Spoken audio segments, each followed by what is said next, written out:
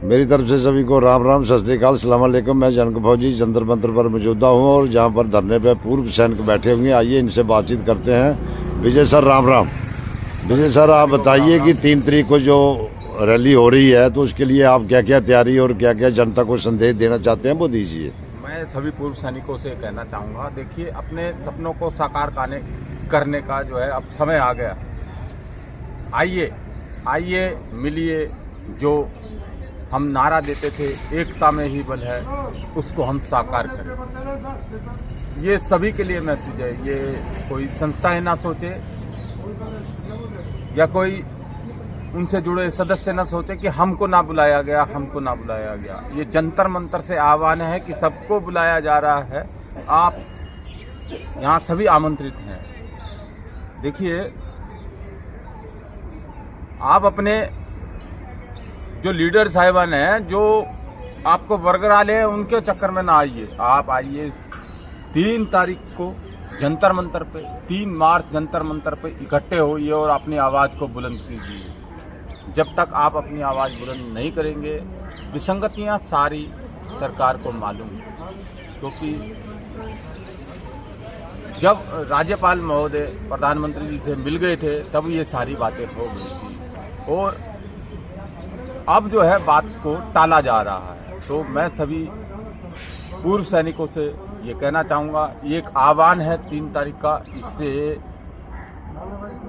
सफल नहीं, जबरदस्त सफल बनाना है, ताकि आपकी आवाज़ वहाँ तक जाए कि ये सैनिक इकट्ठे हैं और हमें इनकी सुननी चाहिए। तब तक के लिए नमस्कार। स्वामी सर, आप भी बताइए, कोई 3 तारीख की जो रैली कर रहे हैं उसके बारे में जनता को कुछ संदेश दीजिए। जो तैयारियां करनी हैं, जो जहाँ उसके बारे में कुछ बोलना चाहते हो आप। 3 मार्च का जो हमारी जो रैली है वो जेसीओ जवान का हक का आवाज़ है। इसी जेसीओ जवान का हक का आवाज़ होने से हमारे जेसीओ जवान किसी संगठन में है, देशीय संगठन के अंदर भी है, अफसर संगठन में भी है, बिना संगठन में भी काम करने वाला रहता है और कुछ राजनीतिक पार्टियों के अंदर भी रहता है। लेकिन आप लोग सबसे पहले आप तो जेसीओ जवान का कैटेगरी में आता है। तो हमारा जेसीओ जवान का कैटेगरी के पीछे जो आवाज उठा है और ज्यादा हम लोग प्रभावित इसके ऊपर जो सेना का, आर्मी का ही जेसीओ जवान है। आपको ये सबको पता है, हम इसको बारे में विवरण देने की जरूरत है। तो हमने जो सिंबल सी मांग किया है हमारे लिए एक जुडिशियल कमिटी, हमने यही मांग किया है 10 विसंगतियों का, 10 भेदभाव का 10 सवाल सरकार से पूछा गया है। ये हमारा पीछे आपको ये बोलना चाहिए। और इसके अलावा हमारे साथ में क्या क्या भेदभाव हुआ है पिछले 1 साल से, हम लोगों ने इसका भी बैनर बनाया था। सेवादारी का बात हो या मेडल का जो भेदभाव का बात हो, और हमारे साथ में तमाम भेदभाव का जो हम लोग ने उनका जो बैनर तैयार करके सरकार को सौंपा है। और सरकार ने इसी के पीछे, पहले सरकार नहीं है, पहले हमको सेना हेडक्वार्टर की तरफ से इसके लिए धमकी भी मिला है, बैनर को हटाइए, आपको ऊपर कार्रवाई करेंगे। हम इसी जैसा बैनर नहीं लगाना चाहिए। सेना का गरिमा को ले डाउन करने वाला ये काम नहीं है। हम सेना का कोई गरिमा को ले डाउन नहीं करता है। आपको पता है, पूर्व सैनिक जैसे जवान जितना भी घर पे बैठा है, जो आज सेवा कर रहा है, सबको पता है सेवा करने वाला जैसे जवान मजबूर है। हम भी वो मजबूरी से हम बाहर निकल के आया हुआ है, लेकिन वो अपना हक पूछ नहीं सकता है। ऐसे हक पूछने का कोई सिस्टम सेना के अंदर है ही नहीं है। तो हम लोगों ने बाहर आके जो ये आवाज उठाया, ये आवाज सरकार को अच्छी तरह पता चला इसको ऊपर कुछ ना कुछ प्रॉब्लम है, लेकिन बनाया हुआ एक तरीका पहले से है, जो सेना के अंदर हो या बाहर हो। 75 साल का हमने एक इमारत हम बार बार बोलते रहता है, बिल्कुल आप जानता भी है वही है। तो हमें अपना बल पर, अपना पैर पे खड़ा होना। आप अपना डिफेंस सिविलियन को देख लीजिए। हमारा जो सेना का अंदर सिविलियन क्लर्क रहता है, आर्मी हेडक्वार्टर में रहता है, एमईएस में रहता है।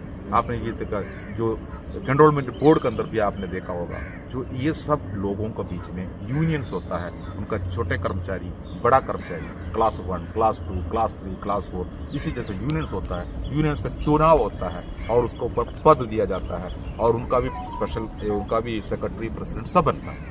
उसके बाद उसका साथ में राजनीति भी होता है, उनको किसी अफसर का साथ में लगाव भी होता है। लेकिन उनके लिए कोई हक मांगने वाला बात आता है तो वो यूनियन के बीच में सभी ने अपना झंडा लेकर पहुंचता है। अगर वो यूनियन ठीक से काम नहीं करेंगे तो उस यूनियन को अगला इलेक्शन पे वो यूनियन से पद से उनको पद मुक्त भी करता है। तो ये हमको ये सिस्टम के बारे में हम ज़्यादा जानकारी में नहीं जाता है। हमारा अफसर क्या करता है, हमारा फाइल लेके आगे बैठ जाता है। हमारा जो कमिटी हमने भी रिटायरमेंट होने के बाद बनाया हुआ, हमारा प्रेसिडेंट और सेक्रेटरी किसी भी जगह पर रहता है। मेंबरशिप हमारा से लेकर छोटी सी मेंबरशिप हमने देता है, ज़्यादा कुछ है नहीं। तो उसका साथ में उनका एक बड़ा फंड भी बन जाता है, वहाँ मीटिंगें भी होता है। तो उसके बाद वो वहाँ पर हवाई जहाज टिकट लेकर वो साथ में कुछ लोगों ने ये भी किया, उनका फैमिली को भी साथ में लेकर दिल्ली आके कुतुब मीनार भी घूम के और रेड फोर्ट भी घूम के चले जाता है। अफसरों के साथ में एक दिन के लिए आधा घंटे के लिए मीटिंग करेंगे। सरकार के सामने हमारा वरिष्ठ अधिकारी बैठता है और डिफेंस मिनिस्ट्री में जो हमारा डिफेंस मिनिस्टर बैठा हुआ है उसका सामने उस ऑफिस के अंदर जाने वाला काम होता है, हमारे लिए आउट ऑफ बाउंड होता है। वहाँ पर जाके बैठ के बात करता है। तो बातें हमारा बार बार करके बाहर आने के बाद हमारा सतबीर सिंह साहब ने बोला हमारा सिपाही को ये हुआ भेदभाव, हमारा सिपाही का फैमिली के ये होगा, आप उसको थाली बजा के उनको वीडियो को निकाल कर आगे कर रहा हमारा साहब वो कर दिया। लेकिन ऐसे क्या होना समय एक साल से बैठना नहीं। तो ये सब आपको पता है, अपना हक खुद ही मांगना है। ये खुद मांगने के लिए हमें एक अपना संगठन चाहिए। संगठन तो हमने सभी ने बनाया हुआ, किसी संगठन में हम रहता है, लेकिन संगठन का जो बायलॉज में जो है उसी में गड़बड़ है। जो अपना सबका सैनिक संघर्ष कमेटी 14-15 साल से बहुत प्रयत्न करके बैठा हुआ है, उनका उसी टाइम का स्टैंड आज भी है। वहां पर उन्होंने जब उनका संगठन बनाया है तभी से लेकर बायलॉज बनाया हुआ है, उसी के अंदर उन्होंने बोला इसके अंदर राजनीति नहीं होंगे, इसके अंदर अफसर नहीं होंगे। तब से चल रहा है, बहुत बड़ा संघर्ष कर रहा है वो। उसका संघर्ष का नतीजा आपको पता चला आज देश के सामने, पूरे देशवासियों के सामने, पूरा अफसरों के बीच में, पूरा सरकार को पता चला सेना के अंदर भेदभाव होता है और उसके अंदर गुलामी है। तो ये सब हमने जो सरकार को दिखाया है, एक साल के अंदर हमने यही करते आया है और संविधानिक तरीके से हम सरकार को ये सब कुछ समझाया। आपको पता होना चाहिए हिंदुस्तान के अंदर इस भारतवर्ष के अंदर 75 साल के अंदर किसी भी ऐसा कोई डिपार्टमेंट नहीं है, कोई संगठन नहीं है, कोई राजनीतिक पार्टी नहीं है इस हमारा जैसा संवैधानिक तरीका अपनाते हुए सरकार को जगाने वाला काम हमने क्या किया है आप सब जानते हो। हमने जो हमारा नहीं तरीका तो सर आपने ठीक किया, लेकिन गवर्नमेंट आपकी बात सुन नहीं रही है। सर गवर्नमेंट बात क्यों नहीं सुनता है? गवर्नमेंट सुनता है तभी तो खड़ा होकर बात कर रहा हूँ। 144 लगने के बाद इस जगह पर हमको जो हम विरोध प्रदर्शन करता है तो हमें सैंक्शन कैसे आता है? हम विरोध प्रदर्शन ना करते हुए हमने अपना जगह पर बैठेंगे, मैं अपना घर पे बैठेंगे, जो सबका सैनिक संघर्ष कमेटी का बैनर को हमने फोल्ड करके एक बोरी के अंदर डाल के वहां पंजाब में वो बैठेंगे तो कौन सुनेंगे? तो हमने यहाँ पर आ रहा तो इस जगह पर जो यहाँ पर बैरिकेड है हमारा देश का सुरक्षा व्यवस्था का पीछे जो बैरिकेड बना कर रखा है और इस जगह पर 144 लगे हैं, तो हम उसी के अंदर आने की कोशिश करता है तो हमें गिरफ्तार कर सकता है, हमारे ऊपर एक्शन ले सकता है। लेकिन उन्होंने हम विरोध करने के बावजूद भी उनको वाकी टॉकी से बातें देने पाया जाता है तो ऊपर जो बैठा हुआ है वो उनको बैठने दो, करने दो करके अगर बोल देता है तो आपको पता होना चाहिए हमारा काम संवैधानिक है और वो ऑर्डर देने वाला कौन थे? वो भी सरकार थे। तो ये नहीं सोचना चाहिए सरकार नहीं सुनता, सरकार सुनता है, उसी का ये नतीजा है। आज अभी इस वक्त आपका सवाल का जवाब मैं दे रहा हूं, लेकिन सरकार को गुमराह करके रखा है, वो कौन करके रखा है ये सभी जानता है और वो किसका वजह से हो रहा है। हमारा में ही कुछ लोग उनका साथ में है, वो डर के वजह से होगा। देखो मैं आपको ये भी बता रहा हूँ, हमारा सभी आदमी यहाँ पर नहीं आ सकता है। हम किसी जगह पर सिक्योरिटी गार्ड का ड्यूटी कर रहा है, वो सिक्योरिटी एजेंसी हमारा अफसर चलाता है, ये भी एक प्रॉब्लम। कुछ लोगों को अफसरों ने उनको सेटलमेंट भी करके रखा है, कुछ लोगों को अफसरों का बदौलत विदेशों में भी नौकरी कर रहा है, कुछ लोगों का बच्चों का जो भविष्य के लिए पढ़ाई हो, आगे का एजुकेशन हो और कोई नौकरी हो, अपने बच्चों के लिए परिवार के लिए भी किस अफसर ने मदद करता है, वो वफादार बनकर उनका साथ में रहना पड़ता है। लेकिन हम उनको ये चेतावनी दे रहा हूँ, आपको फौज में अंदर रहते टाइम पर आप नालायक लेते हुए भी आपको ऑर्डिनरी कैप्टन बनाया है तो आप उसको पेंशन ले लीजिए, अपना बच्चे को पालिए, लेकिन आप उनको दुआ सलाम करते रहिए। लेकिन उनका कहने पर जंतर मंतर आंदोलन को तोड़ने के लिए अगर निकल के आएंगे या किसी भी तरीके से, या व्हाट्सएप के जरिए हो या बात के जरिए हो, कमेंट्स के जरिए हो, मुंह तोड़ जवाब हमने दिया है, देते रहेंगे। जो कि ये जो मांग और जो ये हमारा जो बैनर जो है ये हमारा अकेले के लिए नहीं बनाया है, ठीक है। और ये बैनर बना है, ये बैनर के ऊपर मान लो एक बैनर बनाने के लिए और 500 रुपए का भी नोट खर्च किया है, वो तो पूर्व सैनिकों का पैसे से किया हुआ है, हमारा अपने जेब से नहीं बनाया ये। और जो हमने मांग करके इसके अंदर जो लिखा हुआ है ये हमने सरकार को जगाने के लिए किया है, ये हमने इसको जेला है, ये हमारा कोई परेशानी हुआ है हमारे साथ, आज भी हो रहा है। तो ये सोचना चाहिए। इसलिए अभी एकता के साथ में जेसीयू जवान है, तो आप लोग बाहर आइए। जंतर मंतर में 3 तारीख का जो पुकार हमने किया है उसी के लिए आप अपना घर से निकल कर आइए, अगर आप जेसीयू और जवान हैं। ये मेरा एक मैसेज है, जो कि हम लोग इस जगह पर खड़ा होकर ये बात जो बोल रहा है, हम भी तो जेसीयू जवान है, मैं भी तो नायक से रिटायरमेंट है, ये भी तो हवलदार से रिटायरमेंट है। जो हमने इस जगह पर खड़ा है, तो हमें हमारे बारे में, आपका बारे में हम अलग अलग से बोलने की कोई जरूरत नहीं, सबको पता है। लेकिन हमने ये मंच बना कर रखा है, अब इसको यूज करिए ना। ये बैनर को खोल के घर जाने वाला बात है, उसके लिए भी हम तैयार हैं। क्योंकि हमने कभी नहीं सोचा था, जो 20 फरवरी 2023 को हमने यहाँ पर आते टाइम पर हम कभी नहीं सोचा था हमारा आंदोलन 1 साल चलेगी। हमने सोचा 1 हफ्ता, हमने सोचा 15 दिन, हमने सोचा 1 महीने में हो जाएंगे, 2 महीना, 3 महीना, हमने ये भी सोचा 100 दिन में हो जाएंगे, हमने ये भी सोचा 200 दिन में हो जाएंगे। लेकिन ये हमारा विसंगति आगे बढ़ के जाने के कारण हमारा ये पूर्व सैनिक है। 23 जुलाई का हमारा जो पुकार था, उसी के पीछे खलबली मच चुका था। सरकार हमारे पास बातचीत करने के लिए कई बार यहाँ अफसरों को भेजा, हमने उनको गेट आउट कर दिया। लेकिन पीछे वाला रास्ता से हमारा ही मुखिया को उन्होंने ढूंढ कर पकड़ ली, उसके बारे में हमने उसको ऊपर विश्वास करके बैठा, जो कि हम भी विश्वास करता है दूसरे के साथ में।